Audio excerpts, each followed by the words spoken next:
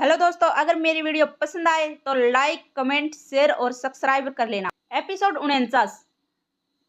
युग चिढ़ते हुए कछुए के सवाल का जवाब देते हुए कहता है, यार कछुए, तू कैसी बातें कर रहा है? एक्शन मेरी कोई रिश्तेदार थोड़ी ना है जो मुझे बताकर आएगी। उसका अगला शिकार कौन है? मैं तो बस ये सब पर कह रहा था कि जरा खुद ही सोच कर देखो, उसे कोई मर्द नदी पार करने वाला ही नहीं मिलेगा तो वो तो अपना शिकार करने इस गिरवी कोठी में भी आएगी ना। भूल गया क्या, यह गिरवी कोठी उस यक्षिणी का दूसरा ठिकाना है। अभिमन्यु युग की बातें सहमत होते हुए कहता है, यार ये युग की बात एकदम तो सही है। ऐसा हो सकता है, हमें जल्दी से जल्दी यक्षिणी के विपाशा के बारे में पता लगाना चाहिए। युग झट से कहता है, तभी तो मैं कह रहा हूं कि हमें पॉलिशर के पास जाना चाहिए, मेरे पापा की किताब का पता लगाने के लिए। कायर युग की बात को काटते हुए कहता है, पर यार मुझे अपने आप बेगुनाही भी तो साबित करना है ना। वर्चनिस्नी जी को तो ये ही लगता है कि ना मोहित का खून हमने किया है, कछुए ने मिलकर किया है। और सिर्फ वर्चनिस्नी जी को ही नहीं, कल रात बिंदु की सूरत देखकर लग रहा था कि जैसे उसे भी यही लगता है। युग गुस्सा होते हुए कहता है, तो फिर क्या करे तू ही बता। पॉलिशर के पास नहीं जाएंगे तो यक्षिणी के विपाशा के बारे में क्या पता लगाएंगे?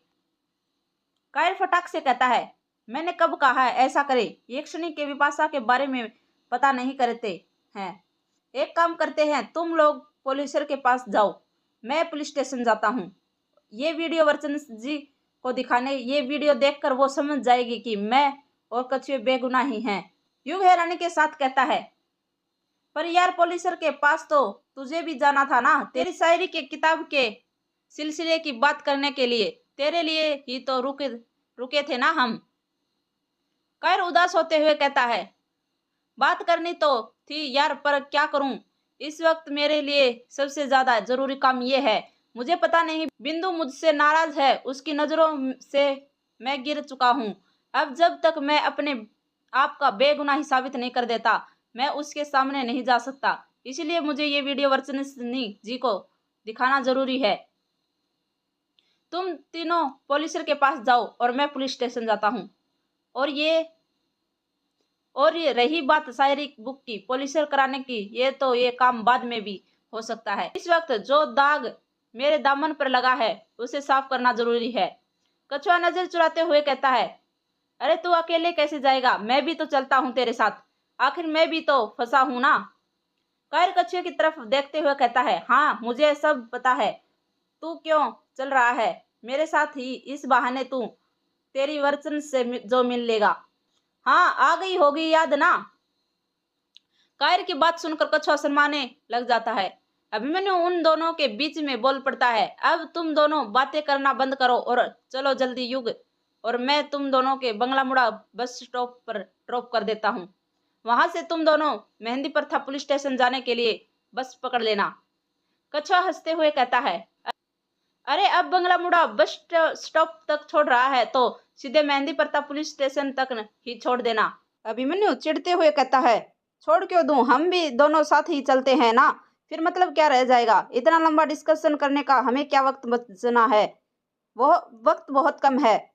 गुवाहाटी पहुंचकर वहां पर फोली ड्रीम पॉलिशर को भी ढूंढना है। हम दोनों को इसलिए बंगला मुड़ा बस स्टॉप पर तक ही छोड़ सकते हैं। कछुआ नीचे सिर झुकाते हुए कहता है, ठीक है, वहीं तक छोड़ दे। इतना कहकर कछुआ कमरे से बाहर निकल जाता है। उसके पीछे पीछे युग, अभिमन्यु और कायर भी कमरे से बाहर निकल जाते हैं। इस तरफ अमोदिता धीरे धीरे अपने कदम गिरवी कोठी की तरफ बढ़ा रही थी। अमोदिता गिरवी कोठी से करीब 100 मीटर की दूरी पर ही थी। रास्ते में चलते वक्त अमोदिता यही सोच रही थी कि वो कैसे युग की फोटो खींचे, क्या बहाना बनाए कि वो युग की फोटो खींचने आई है।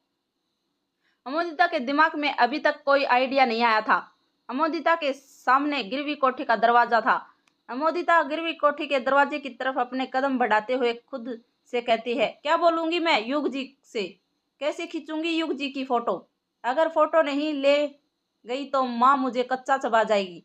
अमोदिता, तू एक सौदाइन है, तू ये काम कर सकती है। अपना सौदाइन वाला दिमाग चला अमोदिता, और सोच कि कैसे युग जी की फोटो खींचना है। सोच अमोदिता, सोच। यही बड़बड़ाते हुए अमोदिता गिरवी कोठी के दरवाजे के पास पहुंच जाती है। अमोदिता ने गिरवी कोठी का दरवाजा खटखटाने के लिए अपना हाथ उठाया ही था कि तभी अपने आप दरवाजा खुल जाता है। जैसे ही दरवाजा खुलता है तो वो देखती है कि उसके सामने युग खड़ा हुआ था, जिसे दरवाजा खोला था। युग के साथ ही युग के दोस्त कायर, कछुआ और अभिमन्यु भी खड़े हुए थे। युग अमोदिता के दरवाजे पर देखकर शॉक्ड हो जाते हैं और हैरानी के साथ पूछता है, अरे अमोदिता, तू यहाँ पर, वो भी सुबह सुबह, कुछ काम था क्या? इस वक्त अमोदिता का ध्यान युग के सवाल पर नहीं बल्कि उसके साथ खड़े हुए दोस्तों पर था। वो अपने मन में ही सोच रही थी, ये युग जी के दोस्त तो इनका साथ छोड़ते ही नहीं। जब देखो चुम्बक की तरह इसके साथ चिपके रहते हैं। अगर युग जी के अकेले मिलते तो किसी ना किसी बहाने फोटो खींच लेती, पर कैसे फोटो खींचूं, क्या बोलूं, कुछ समझ ही नहीं आ रहा। काफी देर तक अमोदिता कुछ जवाब नहीं देती तो युग फिर पूछता है, अमोदिता, मैं कुछ पूछ रहा हूँ, तुमसे जवाब तो दो, कहाँ खो गई हो? कछुआ हंसते हुए कहता है, लगता है ये भी मेरी तरह किसी से प्यार करती है। मैं कैसे रह रहा हूँ, वर्चू जी के ख्यालों में खो जाता हूँ। ये भी इस किसी ख्यालों में खो गई है। इसे ही तो प्यार कहते हैं, जब आप किसी के सामने रहकर भी किसी के ख्यालों में खोए रहते हैं। अभिमन्यु कछुए के कंधे पर हाथ रख मारते हुए कहता है, तू 2 मिनट चुप रहेगा? अपने ये लव फिलोसफी में भाषण देना बंद करेगा? युग अमोदिता पर जवाब बनाते हुए फिर पूछता है, अरे अमोदिता, ये मूर्ति बनकर क्यों खड़ी हो गई? अब बोल भी, सुबह सुबह यहाँ पर कैसे, किस काम से आई हो? हमें देर हो रही है, हम जाना है कहीं, बोलो जल्दी। अमोदिता हिचकिचाते हुए कहती है, मैं यहाँ पर किसी काम से आई हूँ। वो युग जी, मैं ना, ये आपकी फोटो। अमोदिता ने इतना ही कहा था कि वो चुप हो जाती है। वो मन ही मन सोचने लग जाती है कि ये मैं क्या कर रही हूँ? अगर मैंने ऐसे ही बोल दिया तो मैं युग जी आपकी फोटो खींचने आई हूँ तो युग जी उस पर शक करेंगे। ये अभिमन्यु भी युग जी के साथ ही ये है, तब जब देखो मेरे काम में टांग अड़ाते रहते हैं। मुझे कुछ और सोचना पड़ेगा। युग अमोदिता को हिलाते हुए कहता है, अरे फिर खो गई तुम? मैं कुछ पूछ रहा हूँ, मुझे जल्दी जवाब दो, क्या काम है, क्यों आई हो यहाँ पर? अमोदिता का दिमाग चल जाता है और वो झूठ बोलते हुए कहती है, वो युग जी, मैं ना आपसे मिलने आई थी, मुझे बुआ जी ने भेजा था। युग खलहट के साथ पूछता है, बुआ जी ने मतलब बड़ी माँ ने? क्यों, क्या हुआ? अमोदिता, सब ठीक तो है ना? कहीं कहीं बड़ी माँ की तबीयत तो खराब नहीं है? अमोदिता फटाक से जवाब देती है, अरे नहीं नहीं युग जी, बड़ी माँ तो एकदम ठीक है। तो फिर बड़ी माँ ने क्यों भेजा है तुम्हें? वो तुमने मुझे पहला वो उनके मुझे आपका हाल चाल पूछने के लिए भेजा है।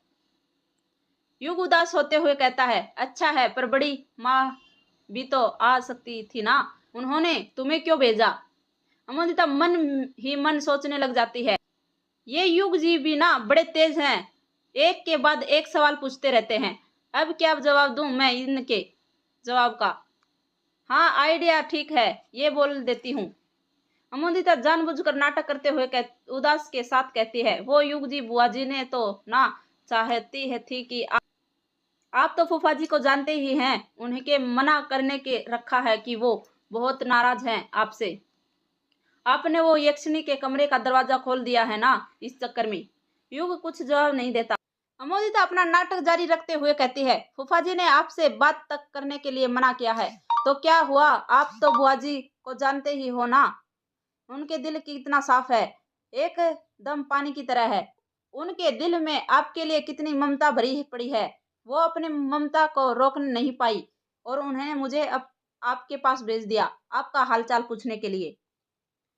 वो बेचारी बहुत डरी हुई है और परेशान है आपको लेकर। युग अपना मुंह फाड़ते हुए पूछता है, बड़ी माँ डरी हुई है और परेशान है मुझे लेकर, पर क्यों?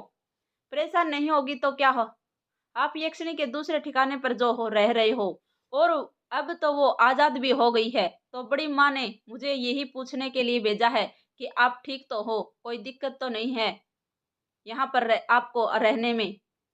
अगर हो रही हो तो आप मेरे साथ हवेली चल सकते हैं, बुआ जी फूफा जी से बात कर लेंगे। युग अमोदिता को मना करते हुए कहता है, नहीं नहीं अमोदिता, मैं यहीं पर ठीक हूँ, ये गिरवी कोठी ज्यादा सुरक्षित है। पराये लोगों के बीच में रहने से अमोदिता समझ जाती है कि ये तेज युग ने दिलीप के लिए ही कसा था। अपनी बात को आगे जारी रखते हुए कहता है, बड़ी माँ से कहना मैं बिल्कुल ठीक हूँ और वो मेरी फिक्र बिल्कुल भी ना करे, साथ ही अपना और वंदना भाभी का भी ख्याल रखे। देखो अमोदिता, तुम यहाँ पर आई मुझे अच्छा लगा, पर अभी मुझे बहुत देर हो रही है, मैं निकल रहा हूँ, मुझे एक जरूरी काम है। अमोदिता हैरानी के साथ पूछती है, क्या कहा जरूरी काम है? पर क्या जरूरी काम है युग जी? आपको आपके पता है मैं कितनी मुश्किल से नदी पार करके यहाँ पर आई हूँ और आप है कि मेरे आते ही कहीं जा रहे हो।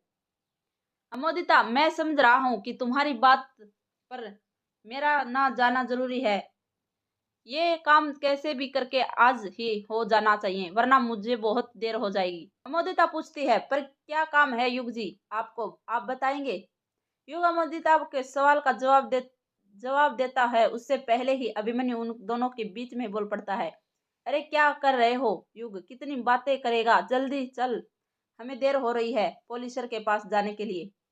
अमोदिता मन ही मन अभिमन्यु को ताने देने लग जाती है। अभिमन्यु ने बच्चे ने फिर टांग अड़ा दी, इससे भी कुछ ना कुछ करना पड़ेगा, पहले ये युग जी को अपने वश में कर लूं, फिर ये अभिमन्यु पर तो ऐसा काला जादू करूंगी ना कि दूसरे के मामलों में टांग अड़ाना भी भूल जाएगा। युग बिना अमोदिता से कुछ कहे झट से गिरवी कोठी के दरवाजा लगाता हुआ निकल जाता है। उसके मन में अमोदिता का ख्याल आता है और वो उससे पूछता है, अमोदिता, तुम इतनी मुश्किल से नदी पार कर कर आई हो तो थक गई होगी, अगर तुम यहाँ पर रुकना आराम करना चाहो तो कर सकती हो, मैं दरवाजा खुला ही रख देता हूँ, बाद में तुम ताला लगा कर चले, चाबी यहीं पर रख देना, वैसे भी यहाँ कोई नहीं आता। पहले तो अमोदिता मन में आता है कि वो युग के बात मान ले और थोड़ी देर आराम कर ले, वो सच में नदी पार करके काफी थक चुकी थी। पर तभी उसके मन में वह वाक्य आता है जब वो युग का बाल लेने गिरवी कोठी में आई थी और यक्षिणी ने युग के कमरे में उसके साथ क्या हरकत की थी। अगर सही वक्त पर युग नहीं आता तो यक्षिणी उसकी इज्जत के साथ खेल लेती। अमोदिता डरते हुए कहती है, नहीं नहीं युग जी, आप ताला ही लगा दीजिए, मैं अकेले नहीं रुक सकती। इस गिरवी कोठी में मुझे उस यक्षिणी ने बहुत डर लगता है, आपको नहीं पता उसकी हरकतें कैसी हैं। युग अमोदिता की बात पर ध्यान नहीं देता और गिरवी कोठी का ताला लगाने लग जाता है। अमोदिता रजनी के बारे में सोचकर डरने लग जाती है। वो मन ही मन सोच रही थी, आज तो मेरी खैर नहीं है, माँ मुझे नहीं छोड़ेगी, कहेगी नालायक लड़की, तू किसी काम की नहीं है, एक फोटो तक युग की नहीं ला पाई, ऐसी सौदाइन बनेगी। ताला लगाने के बाद युग बाइक के पास जाकर बाइक चालू करने लग जाता है। कायर, कछुआ और अभिमन्यु भी युग के पीछे बाइक पर बैठ जाते हैं। युग बाइक चालू कर ही रहा था कि तभी अमोदिता के दिमाग में आइडिया आता है और वो खुद से कहती है, माँ को बस युग जी की फोटो ही तो चाहिए है ना, वो मैं भी खींच देती हूँ। इतना कहकर अमोदिता अपना मोबाइल का कैमरा ऑन करती है और युग बाइक चालू करने वहां से निकल पाता उससे पहले अमोदिता उसकी फोटो क्लियर कर ले देती है और युग के साथ बाइक के ऊपर बैठे कायर, कछुआ और अभिमन्यु की भी उसके अंदर फोटो आ जाती है। युग और उसके दोस्त वहां से चले जाते हैं। अमोदिता खुद से कहती है, हूं ना मैं, आखिर मैं भी एक कटर सौदाइन, जिससे काम के लिए मैं आई थी वो मैंने कर ही दिया खाया। सौदाइन कभी खाली हाथ नहीं जाती, अपने काम में अंजाम तक पहुंचकर ही रहती है। इतना कहकर अमोदिता वापस से अपने कदम हवेली की तरफ बढ़ाने लग जाती है। युग और अभिमन्यु ने कायर और कछुए को बंगला मुड़ा बस स्टॉप पर ड्रॉप कर दिया था। युग और अभिमन्यु गुवाहाटी पहुंच गए थे। युग बाइक चला रहा था और अभिमन्यु पीछे बैठकर मोबाइल में ऐप देख रहा था, उसका रास्ता दिखा रहा था। युग बाइक चलाते हुए कहता है, यार ये ऐप में हमें सही लोकेशन पर तो ले जा रहा है ना, मुझे तो ऐसा लग रहा है जैसे हमें बार बार एक ही जगह पर गुजर रहे हैं।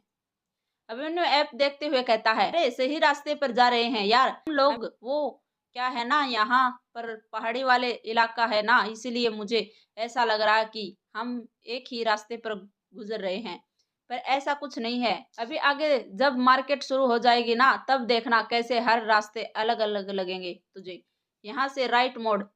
युग राइट साइड मोड़ लेता है। बातें करते करते युग और अभिमन्यु आगे बढ़ते जा रहे थे। जैसे जैसे अभिमन्यु रास्ता बताते जा रहा था, युग उसी साइड बाइक को मोड़ते हुए जा रहा था।